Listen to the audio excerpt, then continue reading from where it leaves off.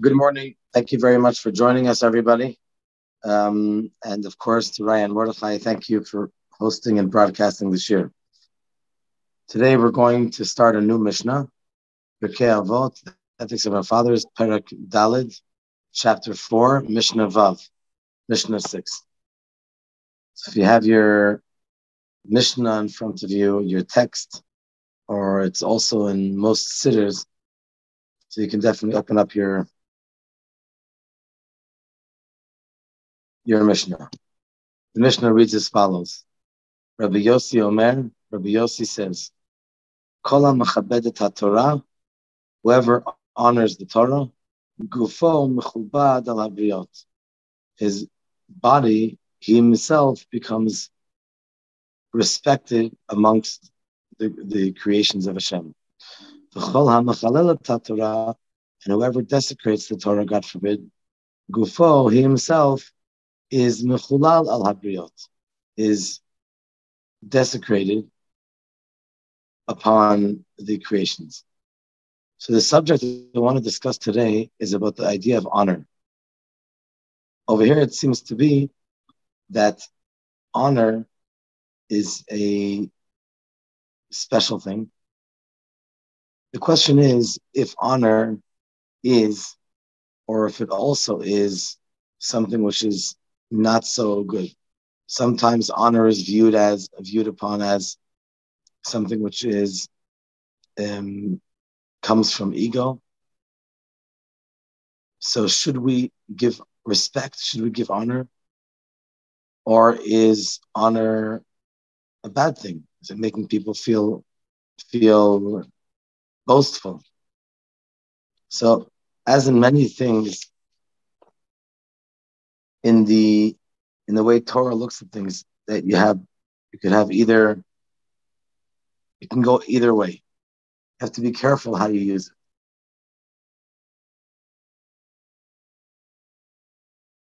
On one hand, when you look at honor, this is someone who feels himself he's above other people. He doesn't want to lower himself down. So he feels with his nose up high. On the other hand, what is considered true honor? Someone who knows how to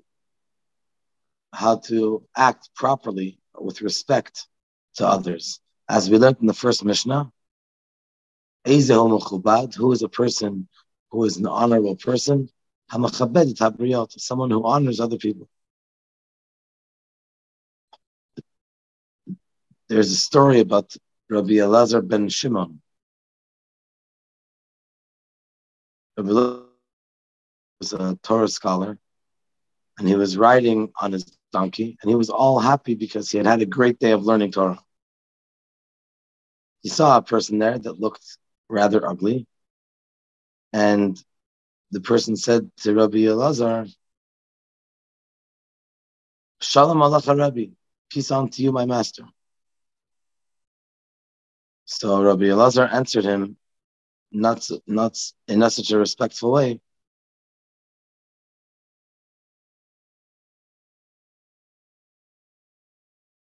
First Rabbi Elazar did not answer him. Then he said, in a little bit of a derogatory way, that you look so ugly. Are all people in your city ugly like you? So he told him, I don't know, but if you have a problem, go tell my maker. How ugly is the vessel that he made. So Rabbi Elazar got the message that it was not nice what he had said. He came down from the donkey and he said, I understand what you're saying. Please forgive me for what I said. The person said, I'm not going to forgive you until you speak to my maker. And you tell him how ugly this person that you made. So he went after him, and people came to greet Rabbi Elazar because they had a lot of respect for him. And so they said, peace unto you, my master. So the guy said, who are you calling Rebbe? So they said, the person that's walking after you. So he said to them, if this guy is a rabbi, then there should not be any more people like him in Am Yisrael. So they said, why are you saying that? So he told them what he said to them. So he said, please forgive him. He's a great person. He apologized and he's not going to do it again. So he said to them, okay, for you and your honor, I'm going to forgive him, but he should never do it again. And Rabbi Elazar ben Rabbi Shimon went into the Beit Midrash, and he said a person should always be soft, like a soft stick, and not tough like a cedar tree. In Chassidus is explained that Rabbi Elazar was not referring to his physical features that were rather ugly, but he saw that a person was acting not nicely. And that's what he was referring to. Nevertheless, we still have to be careful. Even someone who does not act properly, even such a person we have to treat with respect and not to speak to them in a derogatory way. So we see that true honor comes to a person when he honors other people. And the Mishna, our Mishna is going to discuss how do we relate to the honor of Torah and the honor to the people around you. In the beginning, we'll talk about the honor of Torah, and then we're going to talk about the honor for a spouse and for your children. And the third part, we'll talk about a woman can respect herself with her actions. So firstly, we talk about honor for Torah and Torah scholars. We have a mitzvah to honor the Torah and also the Torah scholars. And even if this rabbi is not your rabbi, but because it says in the pasuk, "Pnei sevatakum," you should stand up in front of an elderly person. It doesn't only mean elderly in years, but it also means someone who has acquired wisdom. There's a great sin, the Rambam tells us, to embarrass Torah sages or to hate them. That's the reason why Yerushalayim was destroyed, because they did not respect Torah scholars. Same thing is, there's an obligation to honor Torah and holy books. For example, when you see someone's carrying a Torah, you stand up. You're not allowed to sit on a bench or on a seat that holy books are placed on there. You're not allowed to lean on a book with your elbow. So if there's a book and you want to lean on the table, move the sefer aside and then lean on the table. The Torah book should be standing up straight up, not backwards or upside down. The Chumash is the highest level. Under that is the Navi. And under that is the scriptures. Under that is the Mishnah. Under that you put a Talmud. And so on and so forth. There's a list of which sefer should be the first. If a Torah or a holy book becomes unusable, you need to put it in the Geniza to hide it away, which is basically buried. There are certain areas, especially over here in Yerushalayim, we have quite a few of them. A special place, a special box where we keep different artifacts that are not usable anymore, and we keep it there, and then it's brought to burial. You're not allowed to use a Torah book for your own personal needs. For example, to block the sun from not shining too bright. However, in the Pirkei Avot, we're not coming to tell us the laws, which has in Shulchan Aruch, in the halacha, but they tell us how we're supposed to act over the halachic obligation. Therefore, Chassidus explains that the way a person acts and the way he learns Torah needs to be done in a way that he honors other people. Medrash tells us about a queen that used to ask Rabbi Yossi different questions about Hashem and the Torah. And Rabbi Yossi would answer her with patience for all of her questions, in order that the Torah should be considered a very honorable thing. And what is this schar? What is the reward?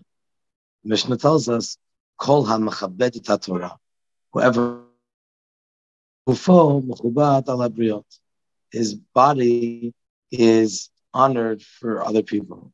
What does that mean? Sometimes we think that keeping mitzvahs and guarding the Torah can bring us difficulty. A person can, God forbid, lose his parnasa, his livelihood. He can lose support if he fights for the honor of Torah. Therefore, the Mishnah promises that when a person will honor the Torah, no one will bother them. On the contrary, others will also help them. The second part is honoring one's spouse. We know that a chatan, the kala, the bride, is called malka, queen. So they tell about the kala, but they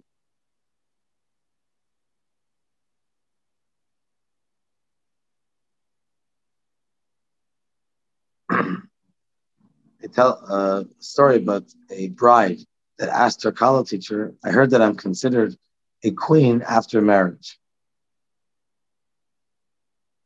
The story is told in both ways, that the chatan asked and the kala. That's what it says over here.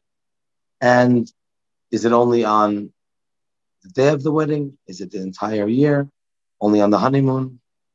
And so the kala teacher told her, as long as you honor your husband as being the king, you'll be considered a queen. And the same joke is told the other way, that as long as you treat your wife like a queen, then you are considered a king.